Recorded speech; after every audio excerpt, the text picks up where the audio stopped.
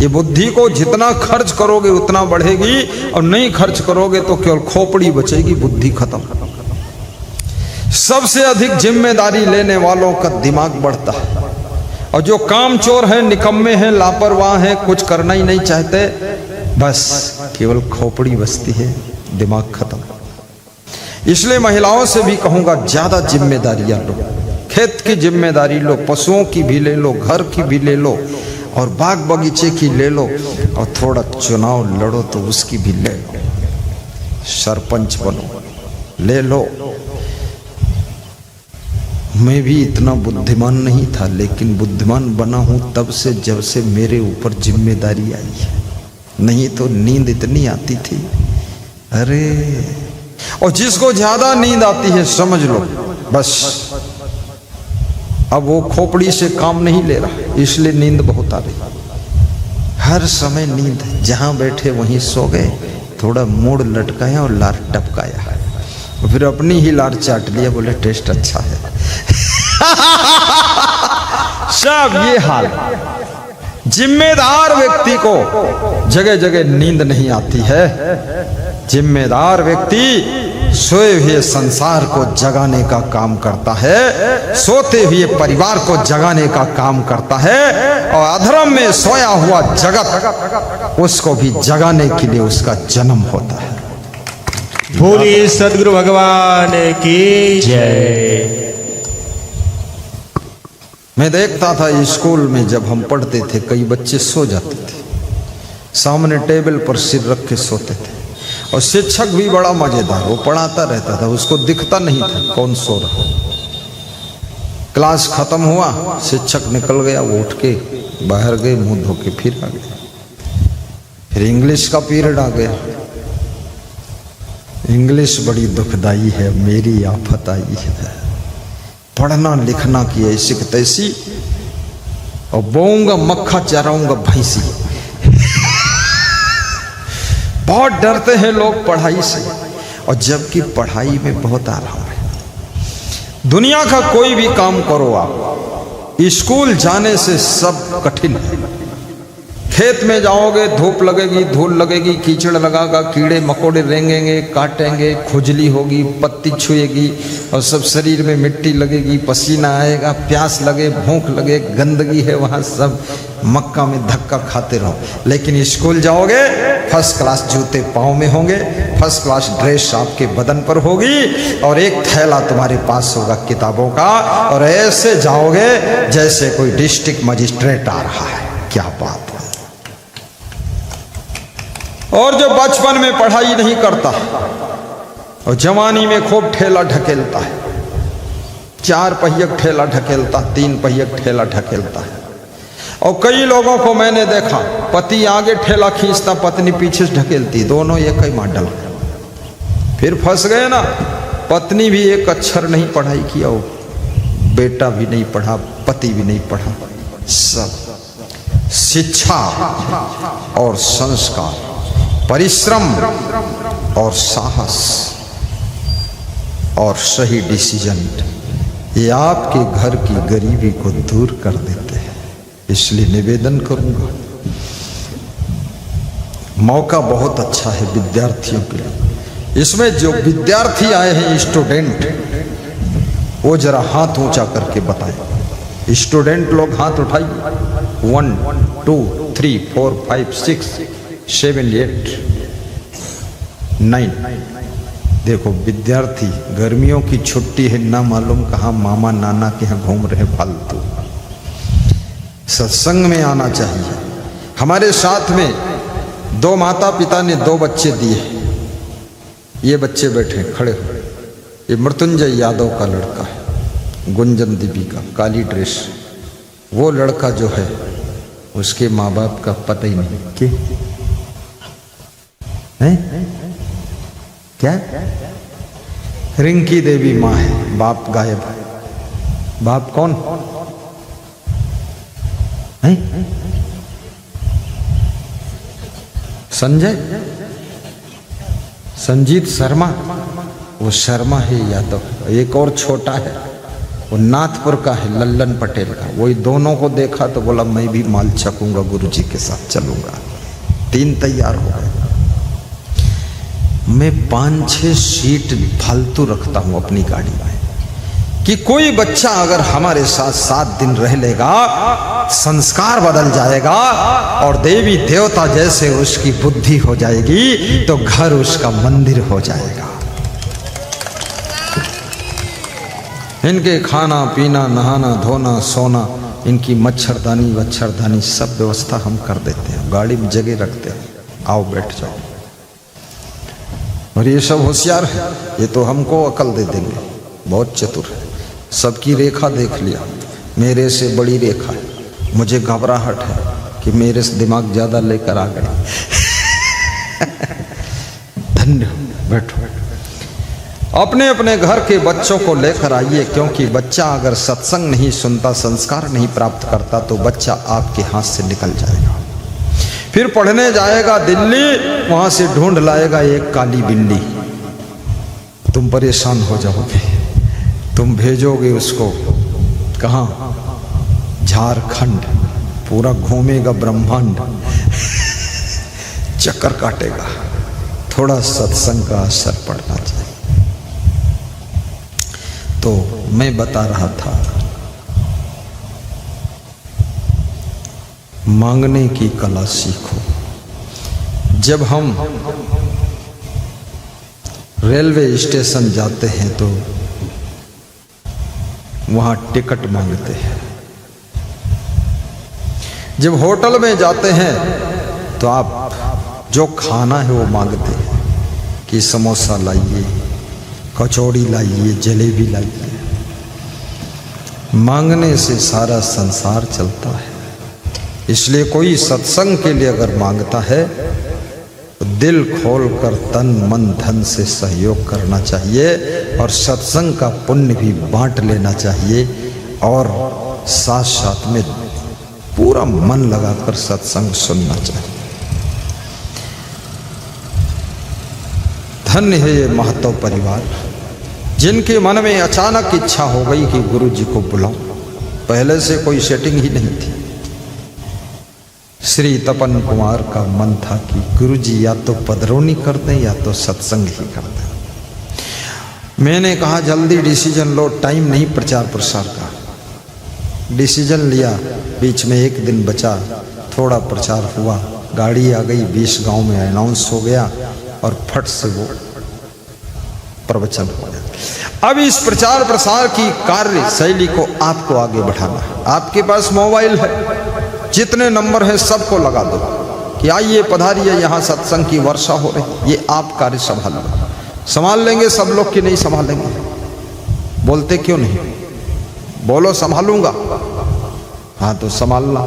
यहाँ से निकलते ही बस मोबाइल चालू, सबको सूचना दो, व्हाट्सएप करो, यहाँ का पोस्टर शेयर कर दो कि प्रचार, आइए आइए गुरु जी सस्ते में आ गए, अच्छे में आ गए। एक तरफ मक्का पक गया है, दूसरी तरफ गुरु आ गया है। आइए, मक्का 1 दिन बाद काट लेंगे, अब कोई पानी वानी नहीं बरसेगा, डरो मत, सब सूखा रहेगा। ये तो कोशिश करके बरसाया गया, तब बरसा नहीं बरसता, टेम्परेचर बहुत बढ़ रहा था। और ऐसा वरुण देवता की कृपा कि कोई सत्संग बिगड़ा नहीं, पानी भी बरसा। हमारे आश्रम पर 8 अप्रैल को सत्संग समाप्त हुआ और 9 अप्रैल को बादल आ गए रात में, और 10 अप्रैल को इतना जोर से बरस दिया, ऐसा लगा कोई टैंकर ही उलझ गया है। पूरे यूपी में बरस दिया। मैं हवाई अड्डे पर था बिहार आने के लिए, इतना पानी भरा हवाई अड्डे पर, 10 मिनट में ही भर दिया। तो मैं डर गया कि बिहार का प्रोग्राम बिगड़ जाएगा, खगड़िया का। तो फिर हाथ जोड़ा, हे गुरु भगवान थोड़ा दया रखना, गरीब लोग सत्संग कर रहे, पानी बरसेगा, बिगड़ जाएगा। तो एक बूंद वहाँ बरसा ही नहीं, पहले से सब भर दिया, सब धूल खत्म, सब पूरा पेड़ पौधे धो गए और किसान की टेंशन खत्म। जिसके खेत में पानी की जरूरत थी थोड़ा मिल गया। याद रखना, शुभ कार्य करने वालों का साथ प्रकृति भी देती है। धर्म के लिए जो लोग जिंदगी जीने की कोशिश करते हैं उनके साथ में कुदरत भी कदम में कदम मिलाकर काम करती है। और जो लोग याद रखना धर्म का विनाश करने की कोशिश करते हैं कुदरत उनके ऊपर कहर ढा देती है और उनको सबको बर्बाद करती है। इसलिए आप हमेशा धर्म की राह पर चलें। आइए केवट का प्रसंग भी लेता हूं। जब राम निषाद राज के साथ में गंगा के तट पर पहुंचते हैं, केवट से नाव मांग रहे हैं। मांगी नाव न केवट आना, कहवी तुम्हारे मरम जाना। केवट एक साधारण व्यक्ति है लेकिन कहता भगवान मैं तुम्हारा मर्म जानता हूं। और जो लोग मर्म को समझते हुए कभी फेल नहीं होते। किसी के मर्म को समझ जाना, किसी के मन को पढ़ लेना, किसी के दिल को रीडिंग कर लेना, किसी की चाल ढाल को रीडिंग करना, किसी के स्वभाव से उसको रीडिंग कर लेना, उसको समझ लेना। किताब पढ़ना आसान है, डिग्री प्राप्त करना आसान है, लेकिन मनुष्य के मन को पढ़ करके डिग्री ये प्राप्त करना बहुत कठिन है। और जो मनुष्य का मन नहीं पढ़ पाता है वो जिंदगी में कभी सफल नहीं होता है, सफल नहीं होता। आप अपनी स्त्री के मन को भी पढ़िए, अपने बच्चों के मन को पढ़िए, अपने माता पिता के मन को पढ़िए, दादा दादी के मन को पढ़िए, ग्रामवासियों के मन को पढ़िए। हवाएं किधर बह रही इसको भी पढ़िए, चुनाव की लहर किधर चल रही इसको भी पढ़िए। एक नेता मुझे मिला, मैंने कहा प्रचार प्रसार कम कर रहे हो, कुछ दिख नहीं रहा। बोले हारना सुनिश्चित है, हवाओं को समझ चुका हूं, तो पैसा बिगाड़ने से कोई मतलब नहीं, आराम से कर रहा हूं। जहां 50 लाख खर्च करता था बस 5 लाख में हारना सुनिश्चित। क्यों? बोले हवाएं चल रही। क्यों? बोले आंधी आई है। क्यों? बोले तूफान है, उड़ जाएंगे सब। कौन तूफान? बोले मोदी की आंधी में सब उड़ेंगे। जनता का मन खतरनाक हो चुका है। ये आज की 10 साल पहले की बात कह रहा हूं। लहर आ गई थी,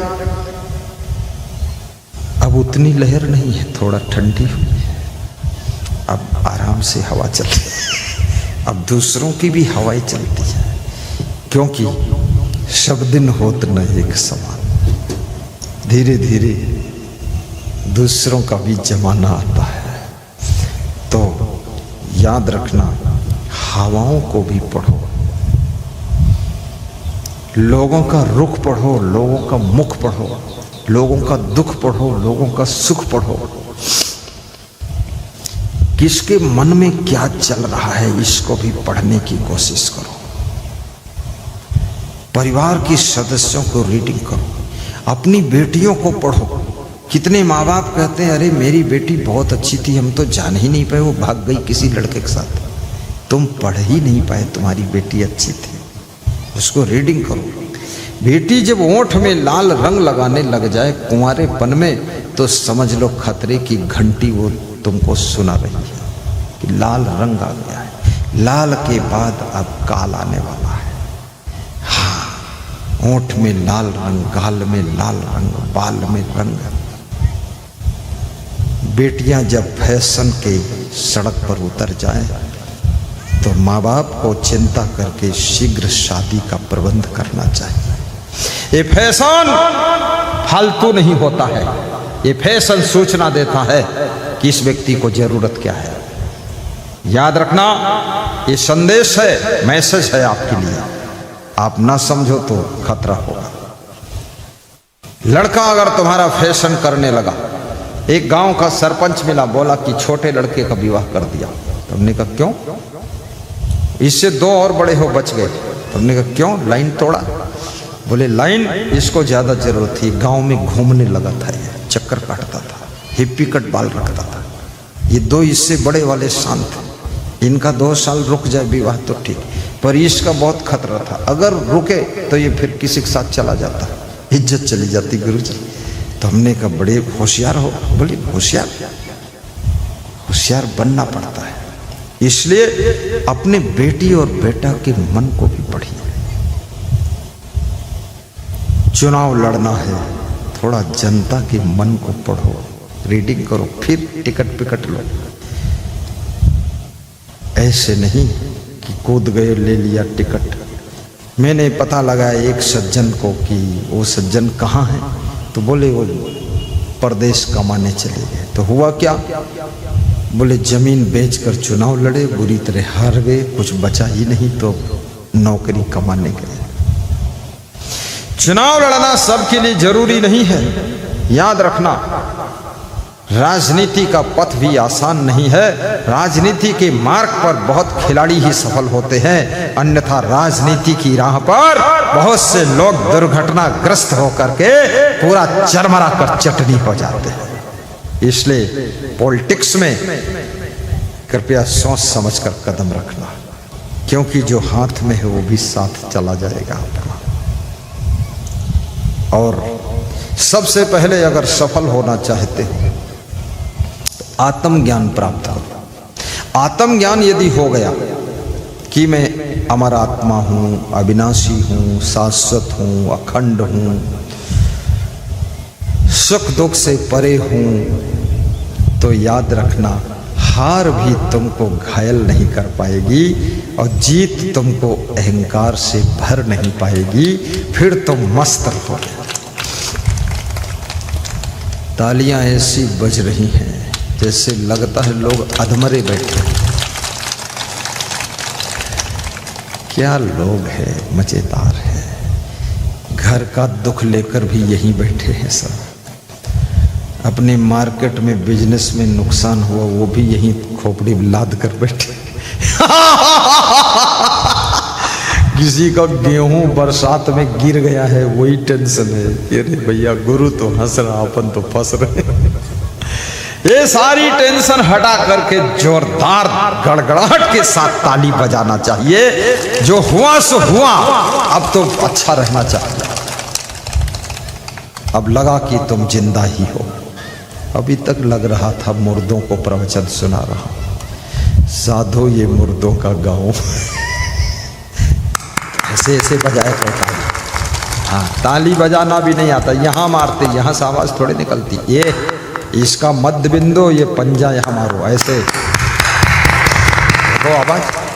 हाँ, उल्टा बजाओ। कुछ लोग तो अपन कुर्सी पीटत विधानसभा लोकसभा में नेता लोग ताली बजाते हैं तो टेबल पीटते रहते हैं। वो सामने टेबल उसे पीट देते हैं, क्योंकि राजनीति के पथ पर चलने वाले लोग अथाह टेंशन में रहते हैं। बहुत चिंता का मार्ग है राजनीति, बहुत झंझट है। तुम्हारी पार्टी के लोग ही तुम्हारी टांग खींचते रहते हैं। तुम्हारी पार्टी के लोग ही तुम्हारा टिकट काटने में लगे रहते हैं। तुम्हारी पार्टी के लोग ही तुम्हारी फिजा बिगाड़ देते हैं। दूसरी पार्टी से भी जीतना है, अपनी पार्टी को भी संभाल के रखना है। परिवार को देखने का टाइम नहीं बचता है, इसलिए ज़्यादातर नेताओं के परिवार बिगड़ जाते हैं, सब इधर उधर हो जाते हैं। टाइम नहीं, शरीर भी बिगड़ जाता है, न खाने का टाइम, न सोने का टाइम। एक नेता मेरे पास आया, बोला 21 घंटे 20 घंटे जागता हूँ, इतनी मेहनत करता हूँ गुरुजी। तो मैंने कहा 20 घंटे 21 घंटे जागते? तो मैंने कुछ नहीं बोला। हमने कहा तुम्हारा शरीर है, तुम 24 घंटे जागो, क्या फर्क है। फिर मेरे गाड़ी के पास आया तो मेरी गाड़ी में मेरा बेड देखा, बिस्तर और रजाई देखा। तो बोला इसमें सो जाते हो क्या गुरुजी? मैंने कहा मैं तो 10 घंटा सोता हूँ। बोले मैं तो 3-4 घंटे ही सो पाता हूँ। हमने कहा तुम 8 घंटे सोना शुरू करो। बहुत जागने से भी कुछ हासिल होने वाला नहीं है और रात दिन सोने से भी कुछ मिलने वाला नहीं है। इसलिए याद रखना, कम से कम 7 से 8 घंटे की नींद लीजिए ताकि शरीर स्वस्थ रहे और हंसती हुई जिंदगी बिताइए। कर्म कीजिए लेकिन कर्म के फल की इच्छा छोड़ दीजिए। निष्काम कर्म,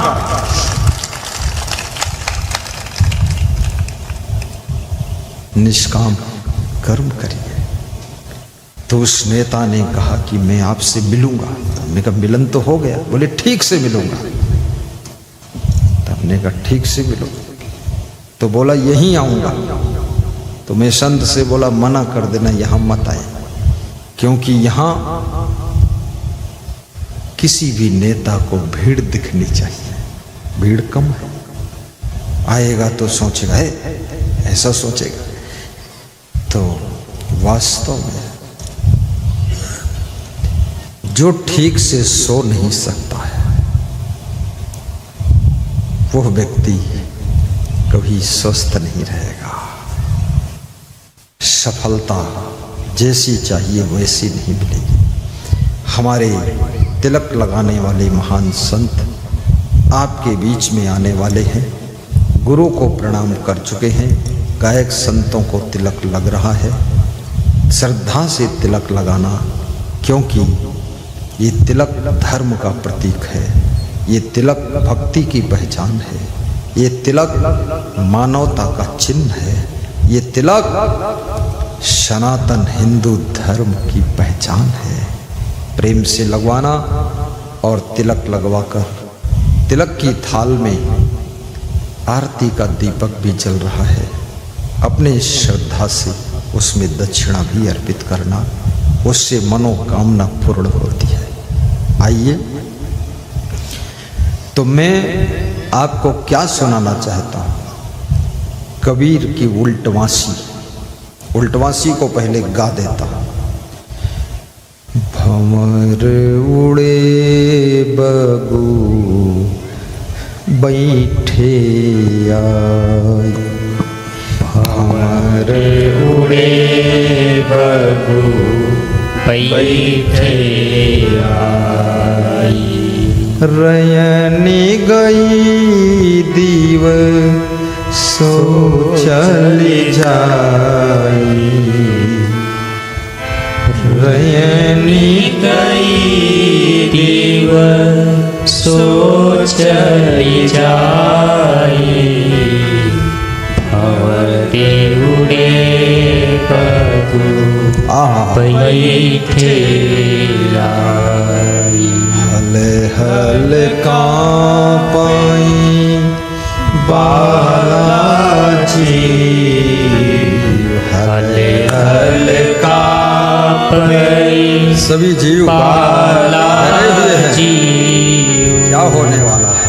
नाचा भविष्य की चिंता, भाग्य की चिंता करे है पीऊ, कांचे वासन टिकाए न पानी, कांचे पासन बहुत सुंदर। टिकाए न पानी, उड़ी गए हंस काया को हिलानी, उड़ी गए हंस काया हिलानी, कागे उड़ावत भुजा पिरानी, कहे कबीर ये कथा शिरानी, कहानी कबीर आइए कथा पूर्णिया वाले साहब कोऑपरेटिव वाले। कहानी कबीर कथा शिरानी,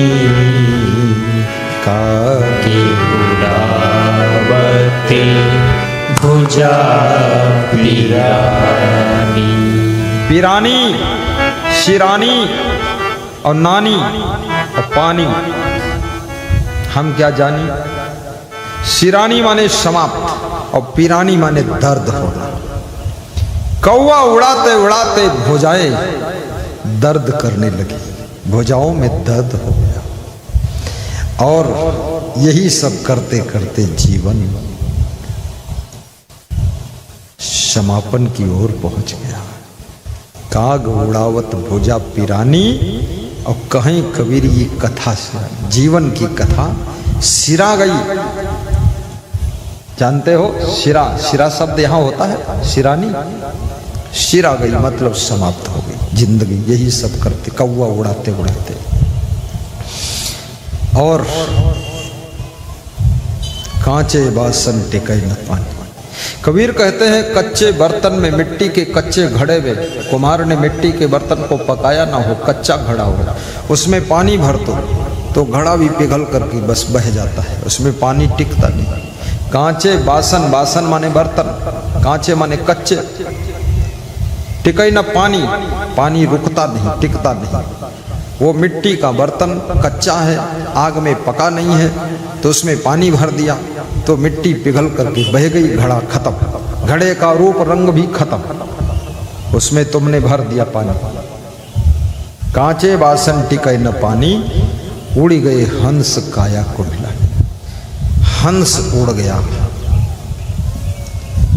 जैसे सरोवर से हंस पंछी उड़ जाए तो सरोवर की शोभा खत्म हो जाती, ऐसे शरीर रूपी सरोवर से ये चेतन जीव आत्मा रूपी हंस जब उड़ जाता है तो शरीर की शोभा भी समाप्त हो जाती है। ये शरीर तब तक सुंदर लगता है जब तक इसके अंदर हंस चेतन है। कितना सुंदर शरीर का व्यक्ति हो, कितना उसका मुंह सुंदर हो, ओंठें सुंदर हो, आंखें सुंदर हो, हाथ पांव अंगुली कलाई सब सुंदर हो, गोरा गोरा हो, गोरे रंग का बदन हो, लेकिन याद रखना जिस दिन जिस क्षण चेतन आत्मा शरीर को छोड़ता है उस दिन ये शरीर मुर्दा हो जाता है। फिर इस मरे हुए शरीर से कौन प्रेम करता है। सब यही कहते हैं दफन करो, जल्दी दफन की व्यवस्था करो, लकड़ी कहाँ से मिलेगी और क्या सामान कहाँ से मिलेगा, चलो ले चलो। और सबके चेहरों पर दुख छा जाता है। जिसका सगा कोई मर गया वो तो बहुत दुखी होता है, जिसका लगा कोई मर गया वो भी दुखी होता है, और जिसका दुश्मन मर गया वो सुखी होता है कि बिन मारे बैरी मर गया, ठीक है छुट्टी मिल गई है। आप किसी की मृत्यु से दुखी नहीं होते हैं, आपका कोई व्यक्ति अपना व्यक्ति मरता है तो दुखी होते हैं। अगर कोई आपका दुश्मन मर गया तो आप दुखी नहीं होते, सुखी होते हैं। हर व्यक्ति की मौत आपको दुखी नहीं करती। जिनसे जिनसे आपका रिश्ता जुड़ा है, कनेक्शन जुड़ा है, संबंध जुड़ा हुआ है, बस उनकी मृत्यु आपको घायल कर देती है। बाकी तो संसार में रोज मरते ही रहते हैं। मैंने एक पुलिस जवान से पूछा, इतने मर्डर होते, ये होता वो होता, एक्सीडेंट होता, तुम लोग सब लास्ट होते हो, ये सब दुख होता है। बोले अब आदत बन गई है, जैसे लोग मक्का की बोरा ढोते हैं ऐसे इनको ढो के डाल देता हूँ, कुछ नहीं है, अंदर संवेदना नहीं। इसलिए मैं निवेदन करूंगा कि आप शरीर नहीं हो, आप शरीर के भीतर छुपे हुए परम तत्व, अविनाशी तत्व, आप आत्मा रूपी परमात्मा। ये आत्मा परमात्मा तक की यात्रा करने की सामर्थ्य मनुष्य शरीर में रखती है। राम कौन थे? वो भी तो मनुष्य के शरीर में थे, मानव थे, लेकिन एक साधारण मानव के शरीर से उन्होंने भगवान तक की यात्रा किया है, भगवान हो गए। सोचिए, शरीर तो सबको मिलता है, अब इस शरीर से होना क्या है? आपको महान संत बनने की यात्रा में सफल होना है कि लफंगा बनना है कि शराबी बनना है? ये अवसर है, मनुष्य शरीर पा गए, इससे अब कुछ भी बन सकते। शराबी बनो, जुआरी बनो, कबाबी बनो, नशेड़ू बनो, मांसाहारी बनो, शाकाहारी बनो, भक्त बनो, महान बनो, संत बनो, दानी बनो, ज्ञानी बनो, ध्यानी बनो, विद्वान बनो, महान बनो, सेवक बनो, दयालु बनो, निर्दयी बनो, जो बनो सो बनो, बनने के लिए छूट है। लेकिन जो बनोगे उस बनने का फल तुमको ही भोगना पड़ेगा, तुमको ही भोगना पड़ेगा बनने के लिए। ये मनुष्य शरीर आपको बनने के लिए मिला है। ऐसा नहीं मनुष्य शरीर में खाया पिया सोया और मर गए, बच्चे पैदा कर, नहीं। इसमें आपको बनना है, ये कुछ बनने के लिए मिला है। क्या बनना है? जो तुम बनना चाहो बन सकते हो। भक्त भी बन सकते हो, संत भी बन सकते हो, गृहस्थ भी बन सकते हो, भगवान भी बन सकते हो, सेवक बन सकते हो, दानी बन सकते हो, ज्ञानी बन सकते हो, ध्यानी बन सकते हो, सुखी बन सकते हो, दुखी बन सकते हो, चिंतित बन सकते हो, प्रसन्न चित्त बन सकते हो। सब आपके हाथ का खेल है। ये चिंता ये व्यर्थ में नहीं आई है, कहीं ना कहीं तुम्हारी गलती है, इसलिए चिंता आई है। ये दुख फोकट में नहीं आया है, कहीं ना कहीं तुमने गलती किया इसलिए दुख आया है। खूब सोते रहे, खूब उड़ाते रहे, खूब बचपन में घूमते रहे, चक्कर काटते रहे, नेपाल की दुधिया शराब पीते रहे। अब जब जवानी आई तो दूध भी नहीं मिल रहा है, दुधिया छोड़। सब गलतियां भी कर सकते हो, अच्छाइयां भी कर सकते हो, दान भी कर सकते हो, चोरी भी कर सकते हो, डाकू बन सकते हो, साधु बन सकते हो। छूट है जो बनना चाहो, लेकिन जो बनोगे उसका फल भोगना पड़ेगा। जो बनोगे, क्रोधी बनना चाहो क्रोधी बनो, बात बात में गुस्सा करो, लड़ो झगड़ो मारपीट करो। लोभी बनना चाहो लोभी बन जाओ, सहनशील बनना चाहो सहनशील बन जाओ। निर्णय तुमको लेना, फैसला तुम्हारा है, बनना तुमको है और बनना खुद ही है। ऐसा नहीं कोई और बना देगा तुमको। और बनाता तो मैं अब तक तो लाखों साधु बना देता। मैं ऐसे जंतर मंत्र करता, ओम नामता गणपति गंगवा लल्लन पटेल नाम ने साधु भवेत, साधु बन गए फट से।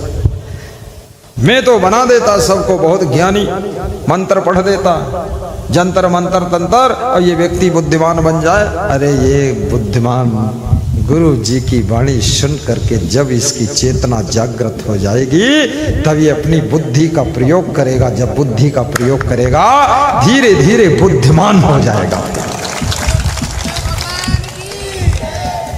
व्यापारी बनो, कर्मचारी बनो, अधिकारी बनो, डीएम बनो, डॉक्टर बनो, इंजीनियर बनो, राजनेता बनो, प्रधानमंत्री बनो, मंत्री बनो, मुख्यमंत्री बनो, विधायक बनो, सरपंच बनो, कुछ बनो, जो बनो सो बनो, गुरु के शिष्य बनो। सब बनने के लिए स्वतंत्रता है। ब्रह्मचारी बनो या बेविचारी बनो, बेविचारी भी बन गए बहुत लोग, कोई थोड़े बना दिया, स्वयं लबरा है ये। और ब्रह्मचारी भी बन गए लोग, चमकता है जीवन उनका, मुखमंडल चमक रहा है, कमंडल चमक रहा है। ब्रह्मचारी बनो, सती साध्वी बनो, वेश्या बनो, आलसी बनो, परिश्रमी बनो, जो भी बनना चाहो बनो। बनने के लिए स्वतंत्रता है, लेकिन याद रखना बनने से पहले सोच लो अंजाम क्या होगा। और अच्छा बनोगे तो अच्छा होगा, बुरा बनोगे तो बुरा ही परिणाम होगा, बुरा ही परिणाम होगा।